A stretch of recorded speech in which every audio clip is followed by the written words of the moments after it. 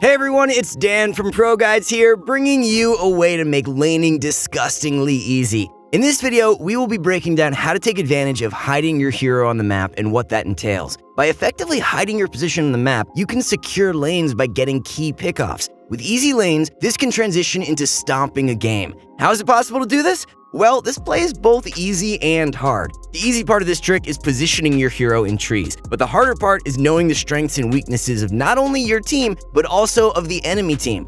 Before we get into the video though, here is the question of the day. What hero do you want nerfed to the ground? Now, without further ado, let's get straight into the video. One of the easier ways to win a lane is by taking advantage of the fact that in pubs, people are usually expecting a dual lane. So when you are 3 heroes in a lane before the creeps arrive, this is a great time to get a kill on an enemy hero, whether that be a support or a core. If you want to be extra annoying, after you kill them, wait for them to TP back to the lane and kill them again. After applying this pressure, the lane is so much easier for your teammates. It is pretty much a guaranteed one lane, barring counter matchups, etc. Now that the lane is won, a rotation can be made to the side lane that has your solo teammate going at it against a dual lane. At this point, with the extra gold from the kills that was secured from before, you were able to apply great pressure to help your teammate that was forced to solo for some time. Before the support reveals themselves though, when rotating to the solo core, they can do what they did in the other lane. Essentially, bait the core with the support hiding in the tree, then swing around when an enemy hero, either support or core, are out of position. Ideally, this secures a kill for your teammate that was solo. At this point, the enemy team is feeling the pressure. Now, 2 lanes can be winning instead of going even or losing.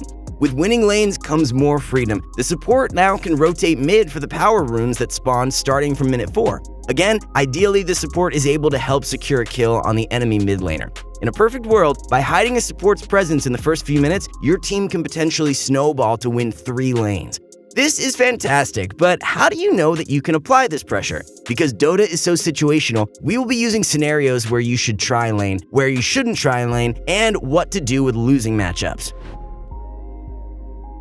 Your team is Sven, Crystal Maiden, Earth Spirit, Invoker, and Slardar. The enemy team is Spectre, Warlock, Void Spirit, Phoenix, and Sand King. Either of these teams could do a tri-lane to start with, but we will focus on the team with Sven to tri-lane. The supports can start in either Slardar's lane or Sven's lane. Let's take a closer look at the side lane cores. Sven has access to a stun, so does Slardar. But at level 1, Slardar will usually go Bash, especially to be a bully against Spectre. Now, looking at the enemy supports, Phoenix doesn't get Icarus Dive level 1 usually, so that hero is a sitting duck. And Warlock dies without question against the aggression from Crystal Maiden, Earth Spirit, and Slardar. So either hiding before the lane starts or by going for a kill of the bounty runes will be easy pickoffs for this trio. The supports can hide again to kill the Warlock again or to kill Spectre.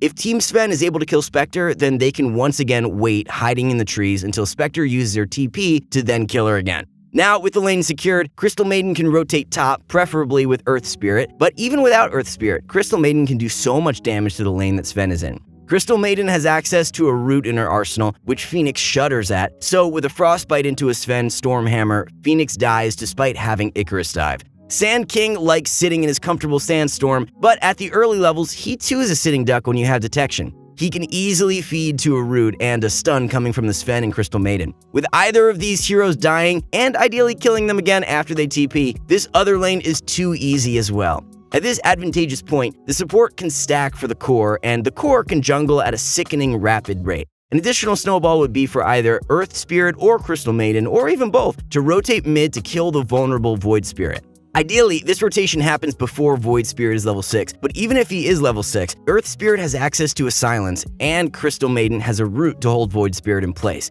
If the supports are able to help Invokers secure a kill on Void Spirit, the game is pretty much over for Team Spectre. In this game, the game looked quite favorable for Team Sven because they had strong early aggression, with many stuns that are powerful versus Team Spectre.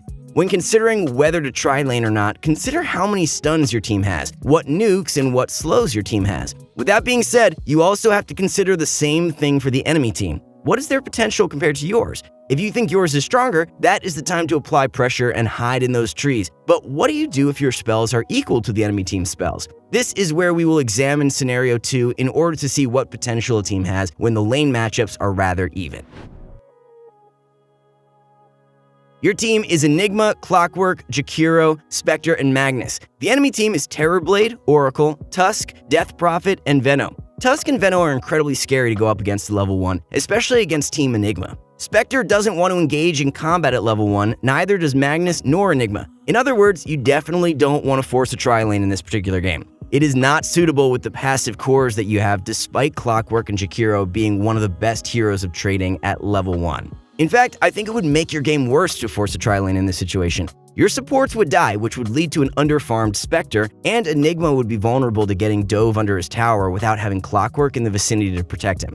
As an alternative, it would be more beneficial to prioritize stacking, rather than trying to go for early kills. The early game will be extremely passive besides the lane where Venno and Tusk want to apply pressure, and Enigma will not want you to take his experience as the wave will come to his tower because he is denying ranged creeps with demonic conversion. In these types of games, as a support, it can feel as though you're doing nothing, but don't feel that way. If your cores are farming well, that is exactly what you want. Not to mention that as a support, you could accelerate their farming speed by getting them as many stacks as you can possibly afford to without leaving your cores vulnerable to ganks. In other words, be mindful of what your team is capable of and respect the enemy team's aggression capabilities. This does take time to master because of all the different possible combinations that are possible in Dota, but by thinking about it every single game, it becomes easier and easier to implement into your gameplay. The right decision in the early game can make the difference between a won and a lost game. Not only that, but the game can be significantly easier if you're able to recognize the strengths and weaknesses of your team and the enemy team.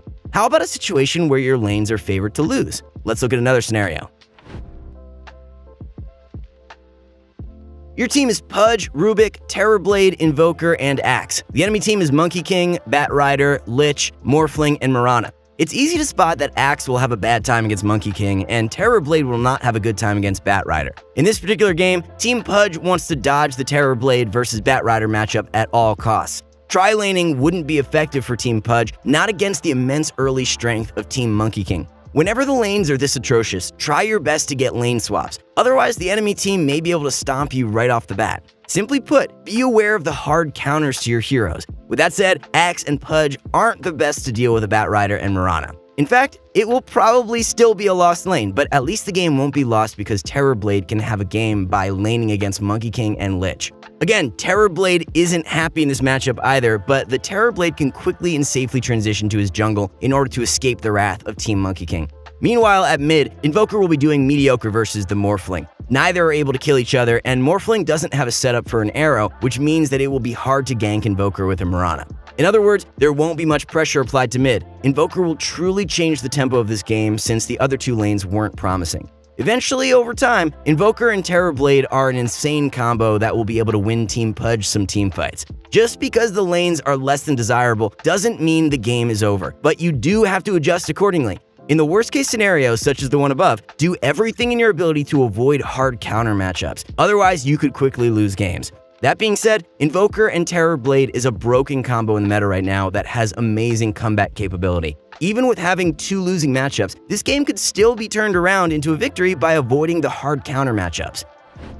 Thanks for taking the time to watch this video on how to win games with a single play. I hope this play will help you secure some easy MMR. This play is quite easy to execute once you understand the harder element to it, which is basically understanding the early power spikes of different heroes. Thanks again for watching, and I will see all of you in our next video.